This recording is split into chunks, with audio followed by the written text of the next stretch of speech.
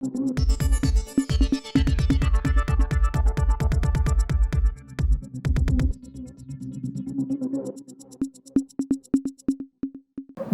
இது news focus Tamil. நம்ம எல்லாருக்கும் நல்லா தெரியும், பாஜகவுக்குள்ள உட்கட்சி தேர்தல் நடந்துட்டு இருக்கு. தேசிய அளவில் ஜேபி நட்டாவுடைய பதவிக்காலம் முடிஞ்சிருச்சு. இப்போ யார் அடுத்த தேசிய தலைவர் அப்படிங்கிற ஒரு டிஸ்கஷன் ஒன்று போயிட்டு இருக்கு. அதுக்கான உட்கட்சி எலெக்ஷனும் போயிட்டு இருக்குங்கிறத கவனிக்கிறோம். அதே மாதிரி தேசிய அளவில் அது ஒரு முக்கிய செய்தி அப்படின்னா, இப்போ மாநில அளவில் தமிழ்நாட்டில் யார் அடுத்த தமிழ்நாடு பாஜக மாநில தலைவர் அப்படின்ற ஒரு கேள்வி ஒன்று இருக்குது. இந்த கேள்வி பற்றி கிட்டத்தட்ட இந்த 2025 இந்த ஸ்டார்டிங் இந்த புதிய ஆண்டு துவக்கத்திலிருந்து இந்த டிஸ்கஷன் ரொம்ப வேகமாக போயிட்டு இருந்துச்சு. அதாவது அண்ணாமலை தொடருவாரா அல்லது அவர் மாற்றப்படுவாரா? அவர் மாற்றப்படுவதற்கான வாய்ப்புகள் அதிகமாக இருக்குது. இப்போ அந்த இடத்துக்கு யார் வானதி சீனிவாசன் வரப்போகிறாங்களா, அல்லது தமிழிசை சவுந்தரராஜன் வரப்போகிறாங்களா, அல்லது நயினார் நாகேந்திரனா அப்படின்ற மாதிரி ஒரு வெளிப்படையான டிஸ்கஷன் சேட்டலைட் மீடியாவில் முதற்கொண்டு சோஷியல் மீடியா வரையும் டிஸ்கஷன் பண்ணிட்டு இருந்தாங்கிறத பார்த்தோம். இப்போ கடந்த காலத்தில் தமிழிசை சவுந்தரராஜன் என்ன பண்ணாங்கன்னா, அண்ணாமலையோட விஷயத்தை குறிப்பிட்டு பேசும்பொழுது ரொம்ப வெளிப்படையாகவே அவர் மீதான ஒரு விமர்சனத்தை முன் வச்சாங்க. அது எப்படி வச்சாங்க அப்படின்னா, நான் பாஜக தலைவராக இருக்கும்போது சமூக விரோத ரவுடிகளை கட்சிக்குள்ளே அனுமதிக்க மாட்டேன் அப்படின்ற மாதிரி சொல்லியிருந்தாங்க. ஆனால் இன்றைக்கி அவங்களாம் கட்சிக்குள்ளே இருக்காங்க அப்படிங்கிறத சொல்லியிருந்தாங்க. அதாவது ஏற்கனவே ஒரு ரவுடிகளின் கூடாரமாக தமிழ்நாடு பாஜக இருக்குன்னு சொல்லி திமுக சொல்லிட்டு இருந்தாங்க. அதை உறுதிப்படுத்த மாதிரி தமிழிசை சவுந்தரராஜன் ஒரு கருத்து சொல்லியிருந்தாங்க. அப்படி சொன்னவங்க அவ்வளோ பெருமைக்கு காரணம் அண்ணாமலையான்னு சொல்லிட்டு அண்ணாமலையோட தலைமையை கேள்விக்கு உட்படுத்துகிற மாதிரி காட்டமான விமர்சனத்தை முன் வச்சுருந்தாங்க. இன்றைக்கி அந்த தமிழிசை சவுந்தரராஜன்கிட்ட அந்த குறிப்பாக அந்த அண்ணாமலையோட அந்த விஷயத்தில் ஒரு அப்படியே கருத்து பிறழ்வு நடந்திருக்கு. அப்படியே அது முற்றும் அப்படியே அதுக்கு எதிரான ஒரு கருத்தை பேசியிருக்காங்க. ஏன் அதை பேசினாங்க, அதோட பேக்ரவுண்ட் பாலிடிக்ஸ் என்ன அப்படிங்கிறத பற்றி இன்றைக்கி நம்ம விரிவாக பேச போகிறோம். நேற்றைய தினம் பத்திரிகையாளர் தமிழிசை சவுந்தரராஜன், பாஜகனுடைய முன்னாள் மாநில தலைவர் மற்றும் தெலுங்கானா ஆளுநர், புதுச்சேரியுடைய துணைநிலை ஆளுநர், அப்படி அது போன்ற முக்கியமான பதவிகளும் வகிச்ச திரு தமிழிசை சவுந்தரராஜன் நமக்கு எல்லாம் பரிச்சயமான நபர் தான். அவங்க பத்திரிகையாளர் சந்திக்கும் பொழுது ஒரு முக்கியமான கேள்வி அவங்கள்ட்ட கேட்கப்படுது. பாஜகவுக்கான அந்த தலைவர், தமிழ்நாடு பாஜகனா தலைவர் ரேஸ் ஒன்று போயிட்டு இருக்கு. அந்த ரேஸில் உங்கள் பேர் இருக்கிறதா சொல்லப்படுது. அதை பற்றி உங்களோட விருப்பம் என்ன, உங்களோட கருத்து என்னன்னு கேட்கும் பொழுது அவங்க என்ன சொன்னாங்க அப்படின்னா, இந்த மாதிரியான பதவி போன்ற விஷயத்தை நான் எப்பவுமே ஆசைப்பட்டது கிடையாது. அது என்னுடைய ரெகுலர் டியூட்டி. நான் செய்கிற என்னுடைய திறமையை, என்னோட பணியை பார்த்து அது டெல்லி பாஜக அதை பற்றி முடிவு பண்ணுவாங்க அப்படிங்கிற மாதிரி ஒரு கருத்தை சொல்லியிருந்தாங்க. ரெண்டாவது பார்த்தீங்கன்னா தற்போது இருக்கக்கூடிய மாநில தலைவர் அண்ணாமலை ரொம்ப சிறப்பாக செயல்படுறார் அப்படின்னு சொல்லியிருக்காங்க. இதுதான் ரொம்ப உற்று நோக்கக்கூடிய ஒரு முக்கியமான ஒரு விஷயம். இதை பற்றி பேசுறதுக்கு பின்னாடி இன்னொரு விஷயத்தை பேசுகிறோம். அப்புறம் என்ன சொன்னாங்கன்னா, கவர்னர் பதவி ஏன் விட்டுட்டு வந்தேன்னு சொல்லி சொன்னாங்க. கவர்னர் பதவி விட்டுட்டு வரதுக்கு காரணம் எனக்கு பதவி மீதான ஆசை இல்லைன்னு சொல்லி சொன்னாங்க.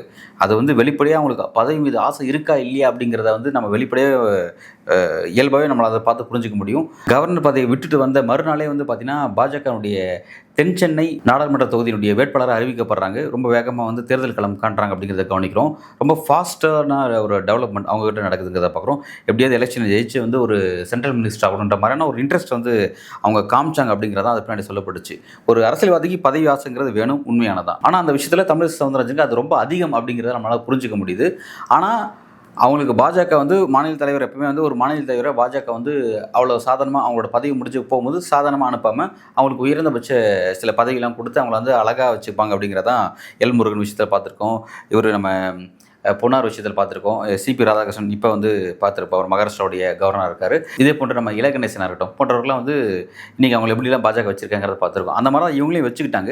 ஆனால் இவங்க பதவி மீதான ஆசையின் காரணமாக அந்த கவர்னர் பதவியை திறந்துட்டு நேராக தேர்தலுக்கு தோல்வி அடைஞ்சு எதுவுமே இல்லாமல் ஒரு விரக்தி நிலைக்கு இதை பண்ணலாமா அதை பண்ணலாமான்னு சொல்லி ஒரு அலைஞ்சிட்டு இருக்காங்க அப்படிங்கிறத பார்க்குறோம். ஓகே, இது ஃபர்ஸ்ட் ஆஃப் ஆல் அவங்களுடைய ஒரு விஷயமா இருக்குது. ஓகே, இப்போ ரெண்டாவது அண்ணாமலை பற்றி ஏன் அவங்க அப்படி சொன்னாங்கிறத பார்க்கணும். அதாவது அண்ணாமலை ரொம்ப சிறப்பாக செயல்படுறாரு அப்படின்ற ஒரு கருத்தை தமிழிசை சவுந்தரராஜன் சொல்லியிருக்காங்க. இப்போ அவர் சிறப்பாக செயல்படுறான்ற விஷயங்கிறது கடந்த காலத்தில் தமிழிசையோட கருத்துக்கே முன்னுக்கு பின் முரணான கருத்தை அவங்க பேசியிருக்காங்க. இதுக்கு முன்பு அவங்க என்ன பண்ணாங்கன்னா, நாடாளுமன்ற தேர்தலில் பாஜக மிகப்பெரிய ஒரு தோல்வியை சந்திக்கிறாங்க. அந்த தோல்விக்கு பிறகு பத்திரிகைகளை சந்திக்கும் போது ஒரு முக்கியமான விஷயத்தை போட்டு உடைக்கிறாங்க. அதுக்கு முன்னாடி வரையும் என்ன ஒரு விஷயம் இருந்ததுன்னா, அண்ணாமலையை தாண்டி யாரும் இங்கே இருக்கக்கூடிய பாஜகவுடைய செய்திகளை டெல்லிக்கு அதாவது விமர்சனமான செய்திகளை நெகட்டிவான செய்திகள் யாரும் கொண்டு போக மாட்டாங்க. ஆனால் ஃபஸ்ட் டைம் அதை கொண்டு போகக்கூடிய இடத்துல தமிழிசை சவுந்தரராஜன் செயல்பட்டாங்க அப்படிங்கிறத பார்த்துருப்போம். அவங்க என்ன பண்ணுறாங்கன்னா, நாடாளுமன்ற தேர்தல் முடிஞ்சதுக்கு பிறகு இவ்வளோ பெரிய தோல்விக்கான காரணம் கூட்டணியில் நான் மிகப்பெரிய தப்பு பண்ணிட்டோம். அதிமுகவோட ஒரு கூட்டணி வச்சுருந்தா கிட்டத்தட்ட 35 எம்பிகளை நம்ம ஜெயிச்சிருக்கலாம். அதுக்கான கல எதார்த்தம் அதை தான் சொல்லுது அப்படிங்கிறத வெளிப்படையாக போட்டு உடைச்சாங்க. இது ஒரு சீரியஸான விஷயமா மாறிடுச்சு. இவங்க அதை சொன்ன உடனே அடுத்தது என்ன நடந்துச்சுன்னா, அண்ணாமலை அதற்கான எதிர்வினையை டைரெக்டாக எந்த வகையிலையும் ஆற்றலை. அவர் அது எப்படி வினை புரிஞ்சாருன்னா, வழக்கமாக தன்ட்டு அந்த வார் ரூம் வச்சிருப்பார்ல, வார் ரூமில் போட்டு விட்டு வெளுத்து வாங்குறதுங்கிற மாதிரி வார் ரூமுக்கு செய்தி உடனே வார் ரூம் வந்து துரிதப்படுத்தினார். வார் ரூம் போட்டு அடிச்சது பார்த்தீங்கன்னா தமிழிசை சவுந்தரராஜனை உருவக்கேலி பண்ணுற அளவுக்கு ரொம்ப எக்ஸ்ட்ரீம் லெவலில் அவளை போட்டு ரொம்ப மட்டமாக பேசினாங்க அப்படிங்கிறதெல்லாம் பார்த்தோம். சோஷியல் மீடியாவில் அது வந்து ஒரு முக்கியமான ஒரு பேசப்படும் பொருளாக மாறுச்சுங்கிறதெல்லாம் பார்த்தோம். வந்து அதுக்கப்புறம் அப்போ தான் அவங்க சொல்கிறாங்க, நான் பாஜக மாநில தலைவராக இருந்தபோது இந்த மாதிரி வந்து சமூக விரோத ரவுடிகளை கட்சிக்குள்ளே ஒருபோதும் அனுமதிச்சதே கிடையாது. அதை நான் ஒரு கட்டுக்கோப்பாக வச்சுருந்தேன். ஆனால் இன்றைக்கி அப்படி இல்லை, பல ரவுடிகள் வந்து கட்சிக்குள்ளே இருக்காங்க அப்படிங்கிற மாதிரி தன்னோட கருத்தை சொல்லியிருந்தாங்க. இதை தான் வந்து மற்ற கட்சிகளும் ஆல்ரெடி விமர்சனம் பண்ணாங்க.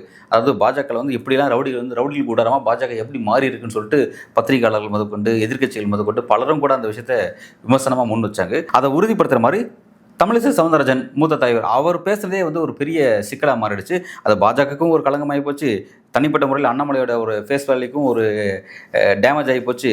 டெல்லி பாஜக அதை ரசிக்கல அப்படிங்கிறதான் பார்த்தோம். அது எப்படி ரசிக்கல அப்படின்னா, ஆந்திராவில் வந்து என்டிஏ கூட்டணியில் இருக்கக்கூடிய நம்ம சந்திரபாபு நாயுடு அவருடைய பதவியேற்பு விஷயம் நடந்துச்சு, பதவியேற்பக்கூடிய நிகழ்ச்சி நடந்துச்சு. அந்த பதவியேற்பு நிகழ்ச்சியில் அமித்ஷா எல்லாம் கலந்துட்டாங்க, தமிழிசை சவுந்தரராஜன் எல்லாரும் கலந்துட்டாங்க.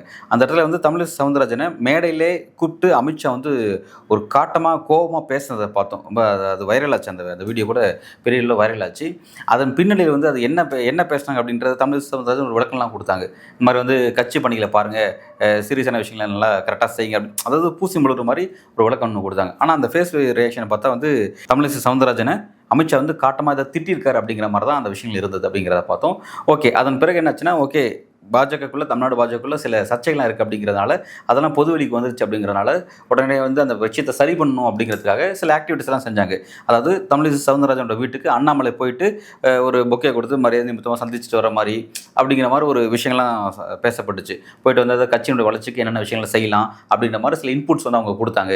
அதெல்லாம் நான் வாங்கிட்டு வந்தேன்னு சொல்லிட்டு அண்ணாமலை வந்து சில பத்திரிகைகள் சந்திப்புலாம் நடத்தினாரெல்லாம் பார்த்தோம். அந்த மாதிரி வந்து அந்த விஷயங்களை வந்து பூசி முழுகினாங்கன்றதை பார்த்தோம். அப்படி வந்து அதாவது அப்போவே அவங்க என்ன சொன்னாங்கன்னா, ஒரு ரொம்ப முக்கியமான விஷயம், அப்போ என்ன சொன்னாங்கன்னா, இந்த மாதிரிலாம் வந்து பாஜக இப்படிலாம் இருக்குன்னு விமர்சனம் பண்ணிவிட்டு அண்ணாமலையை வந்து அண்ணாமலை ரொம்ப சிறப்பாக செயல்படுறாரு, அவருக்கு கீழே நான் இயங்கவும் நான் சொல்லவே இல்லை அப்படின்ற மாதிரி கருத்தையும் பதிவு பண்ணியிருந்தாங்க. ஆனால் இன்றைக்கி என்ன சொல்கிறாங்கன்னா, அண்ணாமலை ரொம்ப சிறப்பாக செயல்படுறான்னு சொன்னாங்க. ஃபர்ஸ்ட் ஆஃப் ஆல் இந்த இடத்துக்கு அவங்க எப்படி வந்து நின்றுருக்காங்க அப்படிங்கிறத நம்ம கவனிக்கத்தக்க ஒரு விஷயம் பார்க்குறோம். ஏன் அப்படின்னா, நான் ஆல்ரெடி சொன்ன மாதிரி இப்போ வந்து தமிழ்நாடு பாஜகவான உட்கட்சி எலெக்ஷன் நடக்குது. அண்ணாமலை திரும்ப பாஜக தலைவராக தொடருவாரா அல்லது மாற்றப்படுவாரா அப்படிங்கிற விஷயம் தான் ஒரு பிரைம் விஷயம். இந்த விஷயம் வந்து ஒரு பிரைமாக மாறுறதுனால இந்த இடத்துல யாருக்கான வாய்ப்புகள் இருக்குன்னு டிஸ்கஷனுக்கு வரும்பொழுது வந்து வானதி சீனிவாசனுக்கான ஒரு வாய்ப்பு இருக்குது. அதே மாதிரி நயினார் நாகேந்திரனுக்கு ஒரு வாய்ப்பு இருக்குது. நயினார் நாகேந்திரனுக்கான வாய்ப்புங்கிறது ஏற்கனவே 2017 காலகட்டத்திலே, அதாவது எல்முருகனுக்கு பிறகு அவருக்கு அந்த வாய்ப்பு தரப்படும்னு சொல்லப்பட்டுச்சு. ஆனால் எதிர்பாராத விதமாக வந்து அது அண்ணாமலை தட்டி பறிச்சிட்டார் அப்படிங்கிறதான் வந்து வந்தது.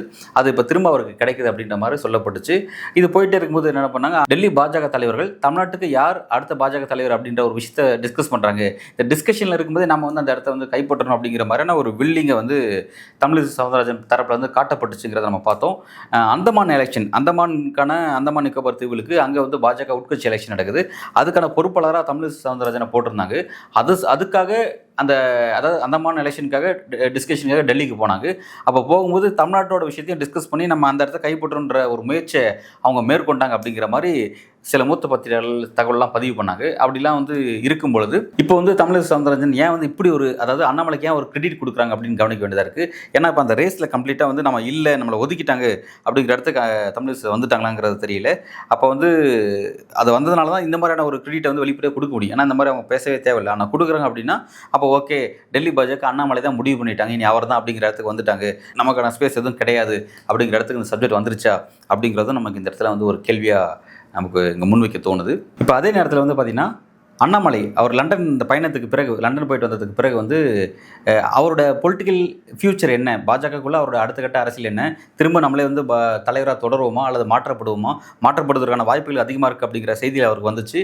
அப்போ அதனால தான் வந்து அவர் வெளிப்படையாக வந்து, அதாவது கடந்த காலத்தில் வந்து அவர் வந்து எப்படி சொல்கிறது, தன்னை தான் லைம் லைட்டாக வச்சுப்பார். அந்த பாஜக தலைவர்ன்ற அந்த போஸ்டிங்கை வச்சுக்கிட்டு வந்து தமிழ்நாட்டுக்கே சிஎம்ன்ற மாதிரி ஒரு நிழல் சிஎம் அப்படிங்கிற மாதிரியான ஒரு ரோல் அவர் பண்ணிகிட்டு இருப்பார். எல்லா இடத்துலையும் அவர் தான் வந்து ஒரு பேசப்படும் பொருளாக இருக்கிற மாதிரி தன்னை வந்து நிலைநிறுத்திட்டு இருப்பார். அப்படிப்பட்ட ஒரு போஸ்ட்டில் இருந்துக்கிட்டு அந்த போஸ்ட் வந்து ஒரு வெங்காயமான போஸ்ட், இந்த போஸ்ட்னால எதுவுமே கிடையாது, பாஜக தலைவர் போஸ்ட் ஒரு வெங்காயங்க அப்படின்னு சொல்லி உருக்கி ஒன்றுமே இல்லைங்க அதில் அப்படின்ற மாதிரியான ஒரு கருத்தை அவரே பதிவு பண்ணார். அப்போ வந்து கடந்த காலத்தில் அந்த போஸ்ட் வச்சு அவர் பல விஷயங்கள் செஞ்சார். இன்றைக்கி அவரே அந்த போஸ்ட்டை விமர்சனம் பண்ணுறாருன்னா அப்போ டெல்லி பாஜக அவரை வந்து தூக்க போகிறாங்க அப்படிங்கிறத அவர் முடிவு பண்ணிட்டார். அதன் காரணமாக தான் அவர்கிட்ட அந்த விஷயங்கள்லாம் வந்துட்டு இருந்துச்சு. ஆனால் இந்த இடத்துல வந்து என்னென்னா, ஏற்கனவே நமக்கு எல்லாருக்கும் நல்லா தெரியும். தமிழ்நாடு பாஜக பொறுத்த வரைக்கும் குறிப்பாக அந்த அண்ணாமலை விஷயத்தை பொறுத்த வரைக்கும் வந்து டெல்லியில் வந்து பார்த்திங்கன்னா மோடிக்கும் அமித்ஷாவுக்கும் பெரிய டிஸ்கஷன்ஸ் வந்து இருக்குது. அதாவது அதை எப்படி மூத்த பத்திரிகைகள்லாம் வந்து என்ன விஷயத்த சொல்கிறாங்க அப்படின்னா, அதாவது மோடிக்கும் அமித்ஷாவுக்கும் கிட்டத்தட்ட வந்து 90% எல்லா விஷயத்துலையும் ஒத்து போகும்பாங்க. 2 பேருக்கும் 90% விஷயத்தில் எல்லாத்துக்கும் ஒத்து போகும். ஒரு 5% நெக் டு நெக் ஃபைட்டில் நிற்கும். ஒரு 5% விஷயத்தில் வந்து நெக் டு நெக் ஃபைட்டில் நிற்கும் அப்படிங்கிறது ஒரு பெரிய டிஸ்கஷனுக்கு பிறகு தான் அதை ஏற்றுப்பாங்க, ஒரு முடிவுக்கு வரும் அப்படிங்கிற மாதிரி சொல்லப்படும். அதே மாதிரி வந்து ஒரு 5% அவங்க 2 பேருக்கு வந்து எதிர் துருவம் தான் இருப்பாங்க, அதில் சேரவே மாட்டாங்க அப்படிங்கிற மாதிரி சொல்லப்படுச்சு. அந்த 5% விஷயத்தில் தான் ஒன்று இந்த தமிழ்நாடு பாஜக அப்படிங்கிறதும் சொல்லப்படுது. அது எதுக்குன்னா அந்த அண்ணாமலையோட விஷயத்தில். ஏன்னா எப்போவுமே வந்து பார்த்தீங்கன்னா பாஜகவுடைய இந்த எலெக்ஷன் அவங்களுடைய அந்த எலெக்ஷன் மிஷின் அப்படிங்கிறது பார்த்தீங்கன்னா முழுக்க அதோடைய வியூககர்த்தா வந்து அமித்ஷா தான். எல்லா ஸ்டேட்டுக்கான எலெக்ஷன் லோக்கல் பாடி எலெக்ஷன் முதற்கொண்டு அவர் தான் அதோட சூத்திரதாரி. அப்படி இருக்கும் பொழுது தமிழ்நாட்டை பொறுத்த வரைக்கும் நீண்ட காலமாக பாஜக ஒரு டஃப்பான ஒரு ஃபைட் இருக்குது அப்படிங்கிறதுனால அதை கைப்பற்றக்கூடிய வியூகத்தை வந்து அமித்ஷா வகுக்கும்போது அவருக்கு ஃபஸ்ட்டு தடையை யார் இருக்காருன்னா தமிழ்நாடோட பாஜக மாநில தலைவர் அப்படிங்கிறதா ஒரு பெரிய விஷயமா இருக்குது. இந்த இடத்துல வந்து மோடியை வந்து அதுக்கு எதிராக நிற்கிறார் அப்படிங்கிறனால தான் வந்து அவரால் வந்து ஒரு நல்ல ஒரு பர்ஃபார்மன்ஸ் பண்ணுற மாதிரியான ஒரு தலைவரை வச்சுக்கிட்டு, அதாவது தன்னை மட்டும் அடையாளப்படுத்தாமல் கட்சி அடையாளப்படுத்துறது, கட்சிக்கான வாக்கு வங்கி நம்பர்ஸில் ரிசல்ட்டை காட்டுறது அப்படிங்கிறதுலாம் முக்கியமானது. அந்த மாதிரியான எந்த பர்ஃபார்மன்ஸும் வந்து தமிழ்நாட்டிலேருந்து கிடைக்க மாட்டேங்குது. ஆனால் வந்து பார்த்திங்கன்னா வந்து தமிழ்நாட்டில் பாஜக கட்சி லைம்லைட்டில் மட்டும் வச்சுக்கிறாரு, அந்த மாதிரியான பாலிட்டிக்ஸ் மட்டும் தான் இருக்குது அப்படிங்கிற விஷயத்தான் வந்து அந்த லைம்லைட் பாலிட்டிக்ஸை மோடி ரசிக்கிறாரு, அமித்ஷா ரசிக்கல. அமித்ஷா வந்து அது எதை ரசிக்கிறாருன்னா நாடாளுமன்றத்தில் நமக்கு எத்தனை சீட்ஸ் இருக்குது, நம்பர்ஸ் இருக்குது, சட்டமன்றத்தில் எத்தனை நம்பர்ஸ் இருக்குது, இந்த நம்பர்ஸை தான் கனெக்ட் பண்ணுறாங்க. இவங்க 2 பேருக்குமான டிஸ்கஷன் வந்து இங்கே தான் வருது. இதன் காரணமாக தான் தமிழ்நாடு பாஜக தலைவர் அப்படிங்கிறது ஒரு முக்கியமான வந்து மெயின் டிபேட்டுக்கு வருது அப்படிங்கிறத சொல்லப்படுது. இப்போ இந்த இடத்துல வந்து நம்ம அடுத்து என்ன விஷயத்தை பேச போகிறோம்னா, இப்போ இந்த இடத்துல நம்ம பேசக்கூடிய டாபிக் வந்து ஒரு தனிநபர் சார்ந்த டாபிக் இல்லை. தமிழிசை சவுந்தரராஜனோ அல்லது அண்ணாமலையோ அல்லது நயினார் நாகேந்திரனோ வானதி சீனிவாசனோ யார் தமிழ்நாடு பாஜக தலைவர் அப்படிங்கிறது முக்கியமான டாபிக் கிடையாது. ஏன் அப்படின்னா தமிழ்நாடு பாஜக தலைவர் யாருங்கிறது எதை ஒட்டி இருக்க போகுதுன்னா 2026 தமிழ்நாட்டில் நடக்கக்கூடிய சட்டமன்ற தேர்தலை பொறுத்து இருக்க போகுது. சட்டமன்ற தேர்தலை பொறுத்த வரைக்கும் யார் வந்து பாஜக சார்பாக ஒரு மிகப்பெரிய பாஜக அலைன்ஸை ஒரு வெற்றிகரமான கூட்டணியை கட்டமைக்க போகிறாங்க, அந்த கூட்டணிக்கு தலைமை யார் இருக்க போகிறாங்க, அந்த இடத்துல பாஜகவோட ரோல் என்னவா இருக்குது, அந்த ரோலை செய்யக்கூடிய தலைவர் யார் அப்படிங்கிறதா வந்து இதை பார்க்குறாங்க. அந்த தொலைநோக்கு பார்வை தான். ஜஸ்ட்டு ஒரு தனிநபரை பாஜகவுக்கு தலைவராக போட்டுட்டு அவர் வந்து எப்படி கட்சி நடத்த போகிறார் அப்படிங்கிறத அவங்க யோசிக்கல. அவங்களோட நோக்கம் ஃபுல்லாகவே எதை நோக்கி இருக்குன்னா 26 எலெக்ஷனில் எப்படி வந்து கூட்டணி அமைக்க போகிறோம், அந்த கூட்டணியில் திராவிட கட்சியை வந்து அதாவது முக்கியமான பிரைம் திராவிட கட்சி இருக்கக்கூடிய அதிமுகவை தங்கள் கூட்டணிகளை கொண்டு வர போகிறாங்களா, அவங்கள அணைச்சிக்கிட்டு ஒரு வியூகத்தை அமைச்சு கூட்டணி அமைச்சு திமுகக்கு எதிராக களம் காண போகிறாங்களா அப்படிங்கிறதான் வந்து டெல்லி பாஜகவோட முக்கியமான நோக்கம். குறிப்பாக அமித்ஷாவோட நோக்கம் இதுதான் இருக்குது அப்படிங்கிறதான் இருக்குது. இப்போ அதை பொறுத்து தான் வந்து யார் தமிழ்நாடு பாஜக தலைவர் அப்படிங்கிறது டிஸ்கஷனில் வருதுங்கிறத பார்க்குறோம். இது இப்படியே போயிட்டே இருக்கும்போது ஆளுநர் மாளிகையில் குடியரசு தின தேநீர் விருந்து விழா நடந்தது. இந்த விழாவில் வந்து பார்த்திங்கன்னா பிரதானமான எதிர்க்கட்சிகள், அதாவது பாஜகவுக்கு எதிர்க்கட்சிகள், தமிழ்நாட்டை பொறுத்த வரைக்கும் ஆளுங்கட்சி கூட்டணிகள் எல்லாமே வந்து அதை முற்றிலும் புறக்கணிச்சிட்டாங்கிறத பார்க்குறோம். இப்போ பிரதானமான இருக்க எதிர்க்கட்சி ஏடிஎம்கே, பிறகு ஏடிஎம்கே கூட கூட்டணி இல்லாட்டி வெளியில் இருக்கக்கூடிய பாஜக, பிறகு வந்து தமிழ் மாநில காங்கிரஸ், பிறகு இந்த மாதிரியான கட்சியெல்லாம் வந்து போய் அதில் கலந்துட்டாங்கிறத பார்த்தோம். புதிய தமிழகம் அவங்களாம் போய் கலந்துட்டாங்கிறத பார்க்குறோம். ரொம்ப முக்கியமாக வந்து நாம் தமிழர் சீமானை வந்து அதை புறக்கணிச்சிருக்காரு, தென்னீர் விருந்தை வந்து அவர் புறக்கணிச்சிருக்காரு. ஒன்று. ரெண்டாவது வந்து விஜய் அவர்கள் அவங்க கட்சிக்கும், ஏன்னா அவரும் அடிப்படையில் கட்சி பதிவு பண்ணப்பட்ட கட்சியாக இருக்குது, பட் ரெகக்னேஷன்லாம் வாங்கலைங்கிறத பார்க்குறோம். பட் அவருக்கும் ஒரு அழைப்பு வந்திருக்கு, பட் அவர் புறக்கணிச்சிருக்காரு அப்படிங்கிறதெல்லாம் பார்க்குறோம். ஓகே, இதெல்லாம் ஒரு பக்கம். ஆனால் இப்போ அந்த தேநீர் விருந்தில் என்ன நடந்துச்சுங்கிறது பேச வேண்டியது இருக்குது. தேநீர் விருந்தை பொறுத்த வரைக்கும் பாஜகவும் அதிமுகவும் ரொம்ப அழகாக ரொம்ப மகிழ்ச்சியாக வந்து தங்களை அப்படியே நட்பு பாராட்டிட்டாங்க. ஒருத்தரும் வந்து ரொம்ப மகிழ்ச்சியாக அந்த வீடியோக்கள் கூட சோஷியல் மீடியாவில் வைரலாக போயிட்டு இருந்ததெல்லாம் பார்க்குறோம். குறிப்பாக அங்கே பார்த்தீங்கன்னா வந்து அதிமுகவிலேருந்து ஜெயக்குமார் அவர்கள் கலந்துட்டார், முன்னாள் அமைச்சர். அவர் தான் வந்து அதிமுகவுடைய பிரதிநிதியாக அந்த நிகழ்ச்சியில் கலந்துட்டார். அதே மாதிரி வந்து அவரை வந்து பாஜகவை சேர்ந்த மூத்த தலைவர் ராஜா அவர்கள் ரொம்ப மகிழ்ச்சியாக வந்து அவரை கைக்குலுக்கி அவரை கொண்டாடுறாரு. அவரோட வந்து ரொம்ப மகிழ்ச்சியாக சிரித்து பேசிக்கிறாரு. ரொம்ப வித்தியாசமாக இருந்துச்சு. அதே மாதிரி அண்ணாமலை வர்றாரு. அண்ணாமலையும் நம்ம ஜெயக்குமாரும் ரொம்ப மகிழ்ச்சியாக சிரித்து பேசிக்கிறாங்க, மாற்றி உபசரிச்சுக்கிறாங்க. ரொம்ப அந்த நிகழ்ச்சியெல்லாம் பார்த்தீங்கன்னா ரொம்ப இதாக இருந்துச்சு. அதை பார்க்கும்பொழுது என்னென்னா வெளியில், அதாவது அந்த அரங்கத்தை விட்டு வெளியில் எப்படி நடக்குது அப்படின்னா, அரசியல் களத்தில் எப்படி நடக்குதுன்னா, பாஜகவையும் குறிப்பாக அண்ணாமலையும் வந்து காட்டமான விமர்சனத்தை வந்து அதிமுக தரப்பு முன்வைக்கிறது யாருன்னா வந்து நம்ம ஜெயக்குமார் தான். ஏன்னா அதிமுகக்கு வந்து ஒரு அஃபிஷியல் ஸ்போக் பர்சனாகவும் மீடியா அட்ரஸ் பண்ணக்கூடிய ஒரு பர்சனாக வந்து ஜெயக்குமார் தான் இருக்கார். அப்படிங்கிறத பார்க்குறோம்.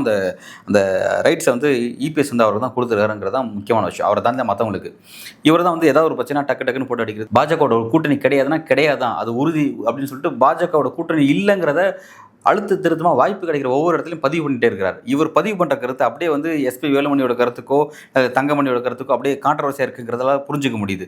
அந்த மாதிரி வந்து அந்த அளவுக்கு பாஜக எதிர்ப்பை வந்து மீடியா முன்னாடியும் வெளியில் வந்து அந்த மாதிரி வந்து அரசியல் களத்துலையும் காமிச்சுக்கிறாரு ஜெயக்குமார் பார்க்குறோம். அந்த ஜெயக்குமார் வந்து பாஜக தலைவரோட ரொம்ப, அதுவும் எச் ராஜா கூட குறிப்பாக அண்ணாமலையோட வந்து நட்பு பாராட்டுறது அப்படிங்கிறது உண்மையிலே வந்து வியப்பாக தான் இருந்துச்சு. அப்போ என்ன பண்ணுறாங்கிறது ஒன்றும் புரியல. அதாவது இவங்க கூட்டணியை பொறுத்த வரைக்கும், ஏன்னா எடப்பாடி பழனிசாமி அந்த உறுதியை கட்டார். அதிமுக வந்து பாஜகவோட கூட்டணி வைக்காதுங்கிறத உறுதியாக இருக்காரு. இப்போ ரீசெண்டாக நம்மகிட்ட வந்த சில செய்திகள்லாம் என்னவா இருக்குது அப்படின்னா, மூத்த பத்திரிகையாளர்கள், அரசியல் விமர்சகர்லாம் சொன்ன செய்தி என்னவா இருக்குன்னா, கூட்டணி, அதாவது 2026 சட்டமன்ற தேர்தலுக்கு பாஜகவோட கூட்டணி அதிமுக வைக்காது. அந்த வைக்காத அப்படி ஒரு நிலைப்பாடு எடுக்கிறதுனால கட்சியே உடஞ்சாலும் பரவாயில்ல அப்படின்ற அளவில் எடப்பாடி பழனிசாமி இருக்காராம். ரெண்டாவது வந்து பழைய வழக்கெல்லாம் வச்சு நீங்கள் கைது செய்வீங்க. குறிப்பாக வந்து தன்னோட உறவினர், அவருடைய சம்மந்தியோட சம்மந்தின்ற மாதிரிலாம் சில பேருக்குலாம் மீது சில வழக்குகள் இருக்குது. நீங்களாம் கைது பண்ணி உள்ள வச்சாலும் சரி, ஓகே, நான் வந்து கட்சி உடச்சாலும் சரி, என்கிட்ட இருக்கிறத வச்சுக்கிட்டு நான் வந்து தேர்தலை சந்திக்கிறேன் அப்படிங்கிற மாதிரியும், என்னால் அப்படி அதிகபட்சம் இருக்கிறத வச்சு என்னால் எலெக்ஷன் சந்திச்சு 40 எம்எல்ஏ கூட என்னால் சம்பாதிக்க முடியாதா, 40 எம்எல்ஏ சந்திச்சா கூட வந்து நான் எதிர்க்கட்சி தலைவர் உட்காந்துப்பேன் அப்படிங்கிற அளவுக்கு வந்து அவர் இருக்கார். ஆனால் ஒருபோதும் உங்களோட கூட்டணி இல்லை அப்படின்ற மாதிரி அவர் சில முடிவில் இருக்காருன்னு சொல்கிறாங்க. அவரோட நெருங்கிய வட்டாரங்கள் தலைவர் இந்த முடிவில் தாங்க இருக்காரு அப்படிங்கிறத தான் வந்து வெளியில் செய்தியில் கொடுக்குறாங்களாம். அப்போ அப்படி இருக்கும்போது, ஆனால் நல்லா கவனிக்கணும், இவ்வளோ உறுதியாக இருக்கிறவர் பாஜக மீதான கொள்கை மீது வந்து அவர் வந்து எதிர்ப்பை காட்டல. அவங்களோட மதவாத கொள்கையோ இல்லை சிறுபான்மை எதிர்ப்பு கொள்கையோ, பிறகு வந்து அதை ஒட்டி அவங்க வந்து மாநில சுயாட்சிக்கு எதிராக நடந்துக்கிற கொள்கையோ, இந்த மாதிரியான பல விஷயங்கள் வந்து அவங்களுக்கு வந்து ஒரு பெரிய சிக்கலான ஒரு கொள்கையாக பின்பற்றுறாங்க. அந்த மாதிரியான எந்த கொள்கைக்கும் எதிர்ப்பாக வந்து எடப்பாடி பழனிசாமி அது ஒரு ரீசனாக சொல்லலை. அதே மாதிரி வந்து அண்ணாமலை ரீசனாக சொல்கிற மாதிரி விஷயம் இருந்தால் கூட, பட் அது ஒரு மேஜர் ரீசன் இல்லைங்கிறாங்க. ஏன்னா அண்ணாமலையை மாற்றினாலும் நான் அவங்களோட கூட்டணிக்கு வரமாட்டேன் அப்படிங்கிற ஒரு முடிவில் தான் எடப்பாடி பழனிசாமி இருக்கிறதா அந்த நெருங்கிய வட்டாரங்கள் சொல்கிறாங்க. அப்போ வந்து இதில் இந்த விஷயத்தை பொறுத்த வரைக்கும் எடப்பாடி பழனிசாமி என்ன நினைக்கிறாரு அப்படிங்கிறது இன்னும் கிளியர் கட்டாக புரிஞ்சிக்க முடியல. ஸோ அப்போ வந்து எடப்பாடி பழனிசாமி வந்து பாஜக வந்து அந்த கூடி அழிக்கக்கூடிய அந்த ஒரு ஸ்ட்ராட்டஜியை பின்பற்றுவாங்க. அதுக்கான வாய்ப்பை நம்ம அவங்களுக்கு கொடுக்கக்கூடாது. கடந்த காலத்தில் நம்ம அந்த மாதிரி வாய்ப்பு அவங்களுக்கு கொடுத்ததுனால தான் நமக்கு ஈக்குவலாக ஓபிஎஸ்ன்ற ஒரு ஃபேக்டரை வந்து ஒரு பெரிய அளவில் வந்து பாஜக இம்பார்ட்டன்ஸ் கொடுத்து வச்சுட்டே இருந்தாங்க. பார்த்தோம் இன்னும் இப்போ கூட வந்து அந்த இம்பார்ட்டன்ஸ் வந்து அவங்களுக்கு கொடுத்துட்டே இருக்காங்க அப்படிங்கிறத கவனிக்கிறோம். அப்போ நம்ம அவங்களோட போனால் வந்து நம்ம தலைமைக்கு ஒரு பெரிய சிக்கல் வரும். ரெண்டாவது கட்சியை வந்து காணாமல் ஆக்கிடுவாங்க அப்படிங்கிற ஒரு இடத்துக்காக அவர் இந்த அளவுக்கு பாஜக எதிர்ப்பு காட்டுறாராங்கிறது தெரியல. நெருங்கிய வட்டாரங்கள் அதை தான் சொல்கிறாங்க, அதுவாக தான் இருக்குன்ற மாதிரி சொல்கிறாங்க.